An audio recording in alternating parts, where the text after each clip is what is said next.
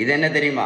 Insulin injection. இந்த பூண்டுக்கு நம்ம என்ன பண்ண போகிறோம் அப்படின்னா, ஒரு இன்சுலின் இன்ஜெக்ஷன் போட போகிறோம். போட்டுட்டு இந்த வீடியோக்கு கடைசியில் இது எப்படி இந்த கலரில் மாறுதுன்னு உங்களுக்கு நான் கரெக்டாக காட்டி தர போகிறேன். அதுக்கு முன்னாடி வீடியோ இருக்க ஃபுல்லாக பாருங்கள், ஓகேவா? இந்த உலகத்தில், தமிழ்நாட்டில் கிடையாது, இந்த உலகத்தில் சுகருக்கும் ப்ரெஷருக்கும் மாத்திரை மட்டும் சாப்பிட்டதுனால யாருக்கா சரியாக இருக்கா சொல்லுங்களா? இல்லை சிறுதானியம் மட்டும் சாப்பிட்டதுனால யாராவது சுகர் மாத்திரை நடத்தியிருக்காங்களா? சொல்லுங்கள். நமக்கு ஒரு பெரிய மூட நம்பிக்கை. இப்போ ரைஸ் சாப்பிட்றதுனால தான் சுகருக்கு மாத்திரை போடுறோம், ரைஸ் சாப்பிட்றதுனால தான் இன்சுலின் போட்டுட்ருக்கோம் அப்படின்னு. அப்படி தானே? நான் ஒரு கேள்வி கேட்குறேன், பதில் சொல்லுங்கள். வட இந்தியாவில் அவங்க ரைஸ் சாப்பிடவே மாட்டாங்களே. வட இந்தியாவில் எத்தனை பேர் சுகருக்கு மாத்திரை போடுறாங்க? எத்தனை பேர் இன்சுலின் போட்டுட்ருக்காங்க? கமெண்ட்ஸில் எழுதுங்க சார். நடைபயிற்சி மட்டும் பண்ணதுனால யாராவது சுகர் மாத்திரை நடத்தியிருக்காங்களா? இல்லை நடைபயிற்சி மட்டும் பண்ணி யாராவது வெயிட்டை குறைச்சிருக்காங்களா? சொல்லுங்கள், நல்லா கேட்டுக்கிடுங்க. 1 கிலோமீட்டர் நடைபயிற்சி பண்ணினா கூட 40லேருந்து 50 கேலரி மட்டும்தான் எரிக்க முடியும். அதில் நடைபயிற்சி மட்டும் பண்ணி எந்த மாத்திரையும் நடத்த முடியாது, வெயிட்டு கண்டிப்பாக குறைக்க முடியாது. ஒரு பேப்பரில் ஒன்று எழுதி வச்சுக்கிடுங்க, சரி தானே?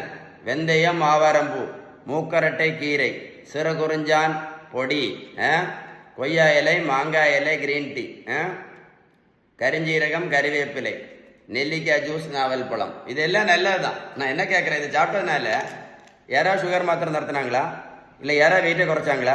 சுகருக்கு ஒரே ஒரு மாத்திரை போட்டுட்டு இருந்த பேஷண்ட் இப்போ 4 மாத்திரை சாப்பிட்டுட்டு இருக்காங்க. சுகருக்கு மட்டும் மாத்திரை மட்டும் போட்டுட்டு இருந்த சுகர் பேஷண்ட்டு இப்போ இன்சுலின் போட்டுட்ருக்காங்க.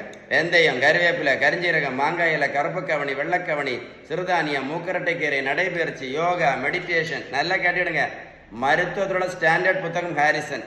அந்த புத்தகம் என்ன சொல்லுது அப்படின்னா, sugar, pressure, cholesterol, fatty liver, பித்தப்பைக்கல், தைராய்டு, பிசிஓடி, பிசிஓஎஸ், ஹார்மோன் பிரச்சனை, உடல் பருமன், இதுக்கு எல்லாத்தவங்க சொல்லக்கூடிய ஒரே ஒரு ட்ரீட்மெண்ட் பேலன்ஸ் டயட் மட்டும்தான். கடைசி தான் மாத்திரை.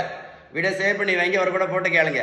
பேலன்ஸ் டயட் நீங்கள் ஃபாலோ பண்ணால் மட்டும்தான் இன்சுலின் ரெசிஸ்டன்ஸ் முழுமையாக சரியாகும் அப்படின்னு அந்த புத்தகம் தெளிவாக சொல்லுது. புரிஞ்சிருக்கும்னு நினைக்கிறேன்.